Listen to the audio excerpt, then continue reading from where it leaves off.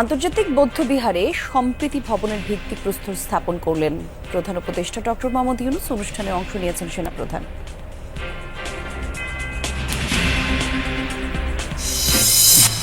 বৈশাখীর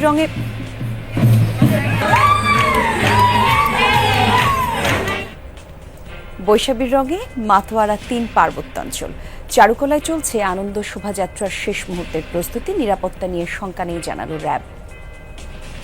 আমরা সর্বপ্রকার নিরাপত্তামূলক ব্যবস্থা গ্রহণ করেছি এবং আশা করি এই অনুষ্ঠানটি সুন্দরভাবে সুষ্ঠুভাবে সম্পন্ন করতে আমরা সক্ষম হব।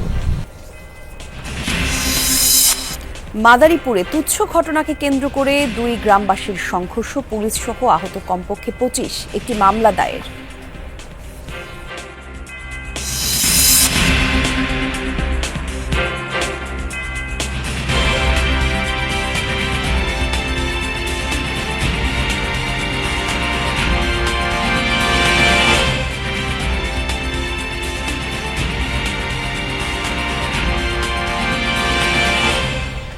যমুনা নিউজে আমন্ত্রণ আপনাদের সবাইকে। দর্শক, আমি জান্নাতুল কুলি আছি সাথে। শিরোনাম দেখছিলেন শুরুতে। পার্বত্য অঞ্চলে চলছে ৩ দিনের বৈশাখী উৎসব। আজ উৎসবের দ্বিতীয় দিনে শোভাযাত্রা সহ রয়েছে নানা আয়োজন। সকালে বান্দরবান শহরের রাজেরবাট থেকে বর্ণাঢ্য শোভাযাত্রা বের হয়। এতে ঐতিহ্যবাহী পোশাক আর সাজসজ্জায় অংশ নেয় ক্ষুদ্র নৃগোষ্ঠীর মানুষজন। শোভাযাত্রাটি বিভিন্ন সড়ক হয়ে ক্ষুদ্র নৃগোষ্ঠী সাংস্কৃতিক কেন্দ্রে গিয়ে শেষ হয়। সেখানে আয়োজন করা হয় পূজার, শ্রদ্ধা জানানো হয় প্রবীণদের, গুণীজনদের দেয়া হয় সংবর্ধনাও। পাশাপাশি পিঠা উৎসব সহ রয়েছে আরও নানান আয়োজন। বৈশাখী ঘিরে উৎসব মুখর রাঙামাটি এবং খাগড়াছড়িও।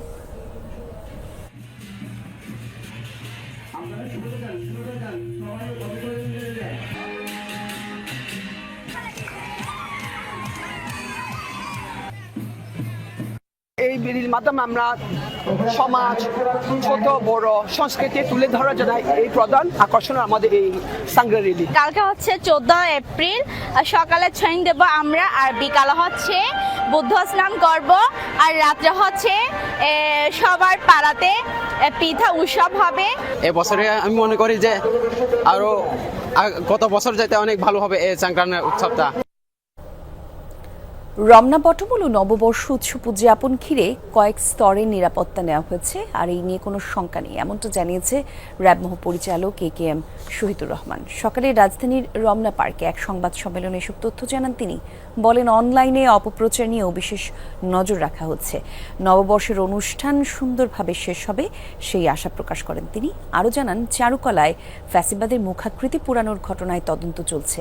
নিরাপত্তায় নিয়োজিত কারো গাফিলতি থাকলে তাদের বিরুদ্ধেও ব্যবস্থা নেওয়া হবে।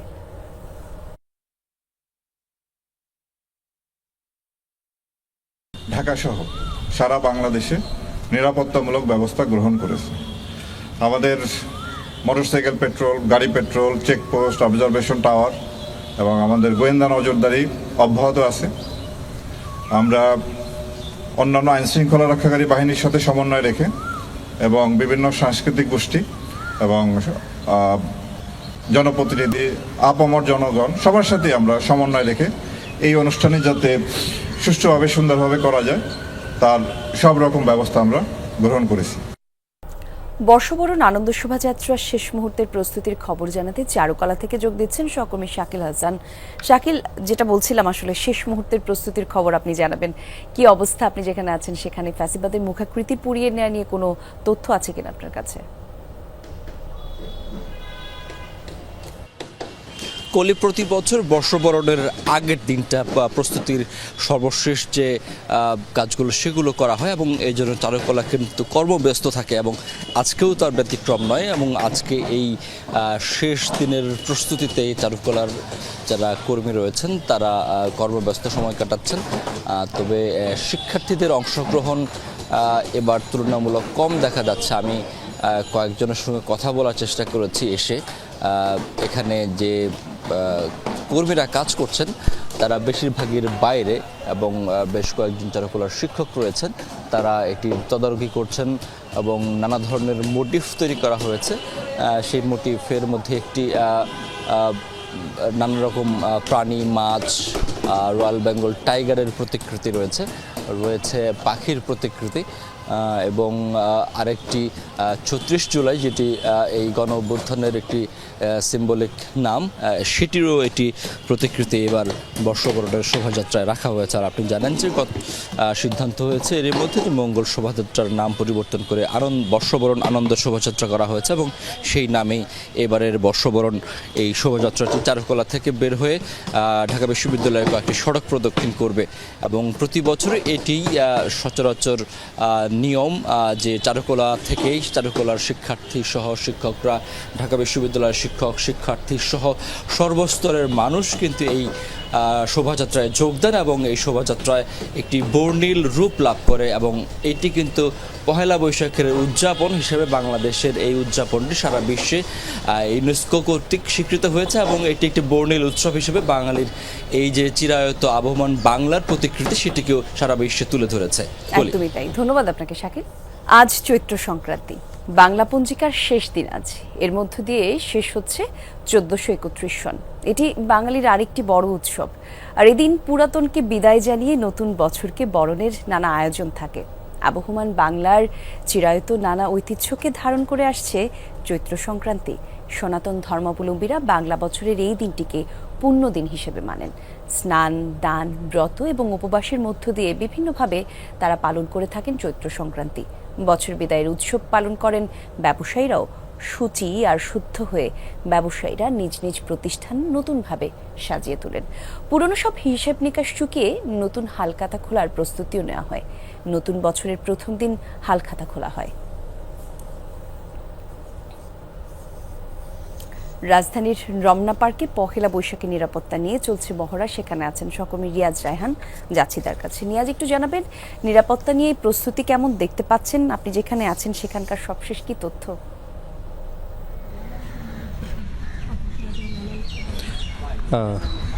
নিরাপত্তা নিয়ে মূলত র্যাব এবং ঢাকা মেট্রোপলিটন পুলিশের প্রতিবারের আয়োজন থাকে এবং পয়লা বৈশাখের আগের দিন এবারও সেই রকম হচ্ছে। র্যাব ব্রিফ করে গিয়েছেন বা র্যাবের নিরাপত্তা পর্যবেক্ষণ সেটি শেষ হয়েছে। এখন চলছে ডিএমপির, ঢাকা মেট্রোপলিটন পুলিশের, বিশেষ করে সোয়াট ইউনিট যেটি রয়েছে সেই সোয়াট ইউনিটের নিরাপত্তা পর্যবেক্ষণ বা নিরাপত্তা পরীক্ষণ, যেটিকে যেভাবে বলে না কেন সেটি চলছে। এবং এখানে যদি কেউ বোমা সদৃশ বিষয় নিয়ে প্রবেশ করে অথবা কেউ যদি এখানে কোনো দুর্বৃত্ত যদি বোমা বিস্ফোরণ ঘটানোর চেষ্টা করে তাহলে তাদেরকে কিভাবে উদ্ধার করতে হবে এবং সেই সব পরিস্থিতি কীভাবে মোকাবেলা করতে হবে সেই বিষয়টি এখানে একটি মহড়া অনুষ্ঠিত হচ্ছে। এবং এখানে রোবট একটি নেওয়া আছে যেটির মাধ্যমে মূলত কোনো বিস্ফোরক দ্রব্য দিয়ে আছে কিনা বা কোনো বোমা জাতীয় কোনো কিছু আছে কিনা সেটি নির্ণয় করা সম্ভব হয় এবং তারপরে সেখান থেকে সেটি উদ্ধার করে নিষ্ক্রিয় করার যে প্রক্রিয়া সেটি শুরু করে। আমরা যদি দেখি যে এখানে সোয়াটের, আমরা একটু ওই দিকে যদি দেখি যে সোয়াটের যে কার্যক্রম সেই কার্যক্রমটি দেখতেই পাবেন এখন। এখানে একটি পুরো প্যানেল নিয়ে আসা হয়েছে, যেটি যদি কোনো ধরনের দুর্ঘটনা ঘটে বা অনাকাঙ্ক্ষিত কোনো যদি পরিস্থিতির সৃষ্টি হয় সেটি পুরোপুরি কীভাবে নিয়ন্ত্রণ করা যায় এবং কীভাবে এখানে যারা আগত অতিথিরা আসবেন তাদেরকে নিরাপত্তা দিয়ে তাদের নিরাপদ রেখে কিভাবে যারা দুর্বৃত্ত থাকবে তাদেরকে ধরা যাবে বা তাদেরকে কিভাবে নিরস্ত্র করা যাবে সেই বিষয়টি ভালোভাবে মহড়াতে চলছে। এবং মহড়ার পরপরই আপনি দেখতে পাচ্ছেন যে একটি বোম উদ্ধার করার জন্য যেভাবে যাওয়া হয় মূলত সেটি সেই পুরো একটি বা নিরাপত্তা যে পোশাক, সেই নিরাপত্তা পোশাক পরে একজন যাচ্ছেন, সামনের দিকে এগিয়ে যাচ্ছেন এবং তিনি মূলত সামনে গিয়ে যে রোবটটি পাঠানো হয়েছে আগে থেকে পরীক্ষা করার জন্য, সেই রোবটটি সম্ভবত একটি বোমা সদৃশ কিছু পেয়েছে, সেটি উদ্ধার করবেন। এবং দেখতে পাচ্ছেন একটি যদিও একটি ডামি বোমা সেখানে রাখা হয়েছে, সেই বোমাটি এখন উদ্ধার করা হবে। উদ্ধার করে সেখানে সেটি নিষ্ক্রিয় করার একটি বিষয় থাকতে পারে। আমরা যদি এটা অপেক্ষা করি তাহলে হয়তো বোমা নিষ্ক্রিয় করার যে প্রক্রিয়াটি সেটি আমরা দেখব। লাইভে আছি তো আমরা। এবং দেখতে পাচ্ছেন যে বোমা যেখানে রাখা হয়েছে সেই বোমার সেখানে নিষ্ক্রিয় করার জন্য যন্ত্র, সেই যন্ত্রটি রেখে যিনি গিয়েছেন তিনি আবার তার আগের জায়গায় ফিরে যাচ্ছেন এবং ফিরে যাওয়ার পরে সেটিকে মূলত দূর থেকে রিমোট কন্ট্রোলের মাধ্যমে এটির বিস্ফোরণ ঘটানো হবে। অর্থাৎ পুরো প্রক্রিয়াটি করা হয়, প্রতি বছরই করা হয় যাতে সচেতনতার জন্য এবং যদি কেউ দুর্বৃত্ত এই ধরনের কোনো চিন্তা করেও থাকে তারা যাতে সেটি থেকে নিবৃত্ত থাকে, সেটি থেকে বিরত থাকে, সেটিও একটি লক্ষ্য হয় এই যে নিরাপত্তা প্রক্রিয়া, নিরাপত্তা প্রক্রিয়া দেখানো, সেটির মাধ্যমে অনেকটা সবাইকে, সাধারণ মানুষকে সচেতন করা সম্ভব হয়, পাশাপাশি দুর্বৃত্তদেরকেও নিবৃত্ত করা সম্ভব হয়। কলি। রিয়াজ, আপনাকে অনেক ধন্যবাদ।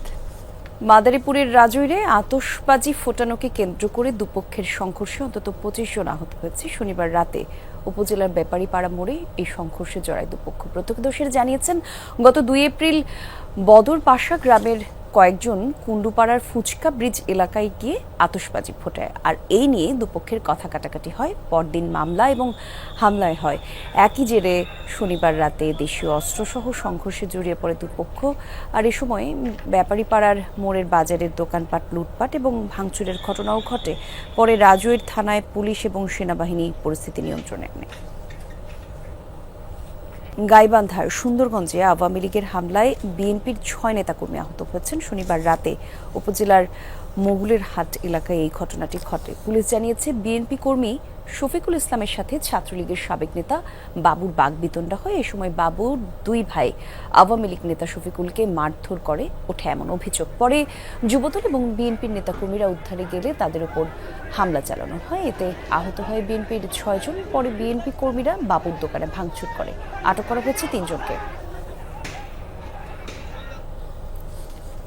গাজা সিটির আল আহলি আরব হাসপাতালে ভয়াবহ তাণ্ডব চালিয়েছে ইসরায়েল। মৃত্যু হয়েছে 12 বছরের কিশোর সহ কমপক্ষে 3 জনের। মধ্যরাতে বিমান হামলার টার্গেট হয় মূল প্রবেশপথে, জরুরি বিভাগ, সার্জিক্যাল অপারেশন ভবন এবং মেডিকেল অক্সিজেন প্ল্যান্ট। কয়েকশো রোগী চিকিৎসাধীন ছিল ওই হাসপাতালটিতে। আশ্রয় নিয়েছিল বহু বাস্তুচ্যুতরাও। একের পর এক বোমা বর্ষণের দিকবিদিক ছুটতে থাকে সাধারণ মানুষ।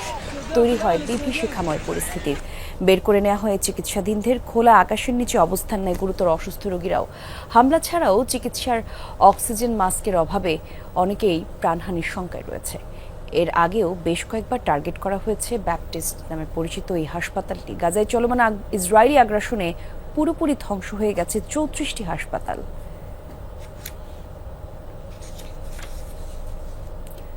গাজা থেকে আবারও ইসরায়েলি ভূখণ্ড লক্ষ্য করে হামলা চালানো হয়েছে। ইসরায়েলের সামরিক বাহিনী জানিয়েছে, ছোড়া হয়েছে অন্তত 3টি রকেট। এক বিবৃতিতে সবগুলোই ভূপাতিত করার দাবি জানিয়েছে আইডিএফ। সীমান্তবর্তী কয়েকটি এলাকায় সতর্কতা সাইরেন শুনতে দেখা যায় এবং খান ইউনিস থেকে ছোড়া হয়েছিল এসব রকেট। লক্ষ্য ছিল মির এজাক, সুফা এবং হুলিত অঞ্চল। যদিও ইসরায়েলের দাবি কেউ হতাহত হয়নি। হামলার দায় স্বীকার করেছে হামাসের সশস্ত্র শাখা কাসেম ব্রিগেড। যুদ্ধবিরতির চুক্তি ভেঙে ইসরায়েল আবারও হামলা শুরুর পর গাজা থেকেও রকেট হামলা চালাচ্ছে ফিলিস্তিনি স্বাধীনতাকামীরা। হামাস ছাড়াও হামলা চালাচ্ছে ইসলামিক জিহাদ।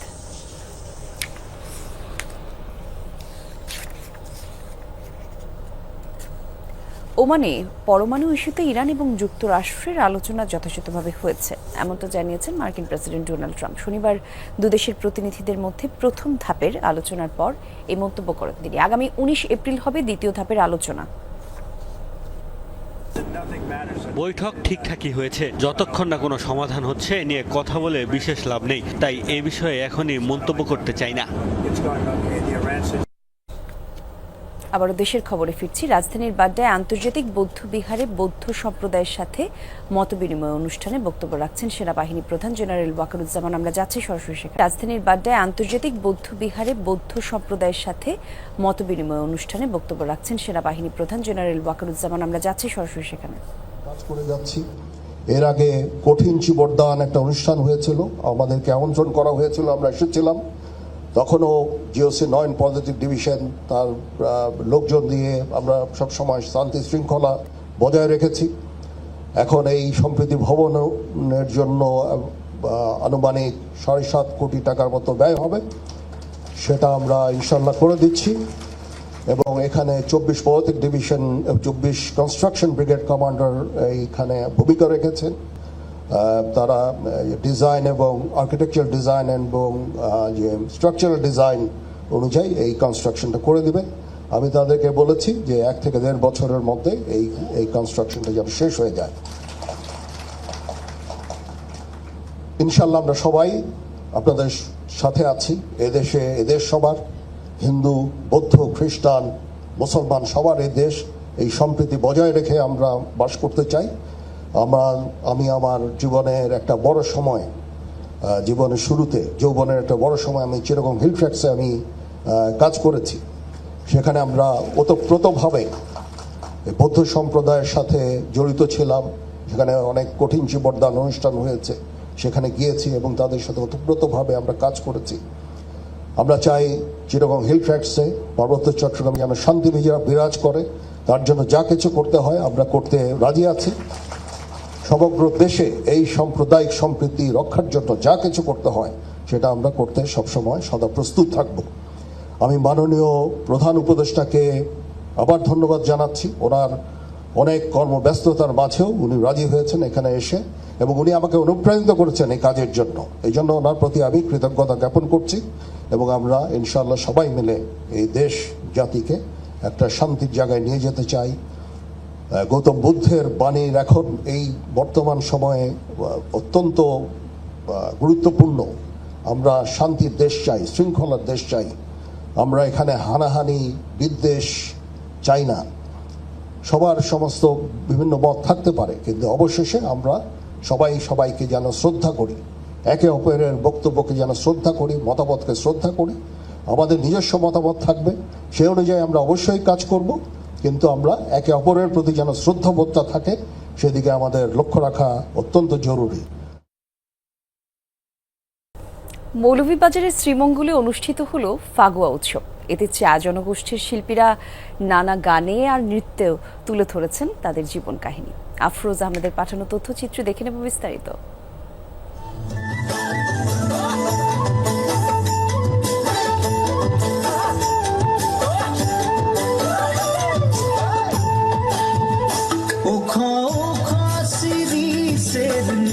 চাই গাছ মোর গয়রাম তুলিছে, কাঁচা কাঁচা পাত বারে বারে বারে বারে গয়রাম কিনে নজর চলি যায়, বারে বারে গয়রামকে মোর দেখলে মন যায়। আমরা এই উৎসবের মাধ্যমে বিভিন্ন সম্প্রদায়ের লোকেরা তাদের ঐতিহ্যকে তুলে ধরতে পারে। হোলি খেলা হয়, রং খেলা হয় এবং 15-20 দিন ব্যাপী এই উৎসবটা পালন করা হয়। ফগুয়া উৎসবে আমরা আমাদের কন্দ জাতির কুই নৃত্য পরিবেশন করেছি।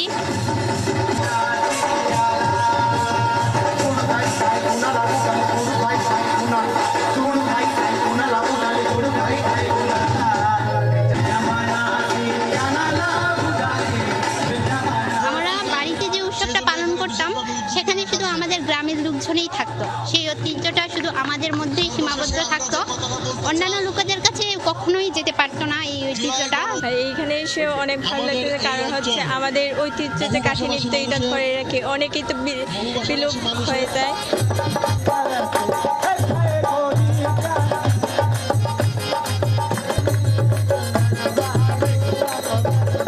গোষ্ঠীকে কেন্দ্র করে যে একটা অনুষ্ঠান হচ্ছে সেটা নিয়ে খুবই গর্বিত মনে করছি। তাদের যে হ্যান্ডিক্রাফট যেটা আছে, হস্ত বিষয়গুলো যেগুলো তারা প্রোডাক্ট তৈরি করে, সেগুলো আমরা মানুষের মাঝে ছড়াই দিতে চাই। আর এরই সাথে শেষ করছি যমুনা নিউজ।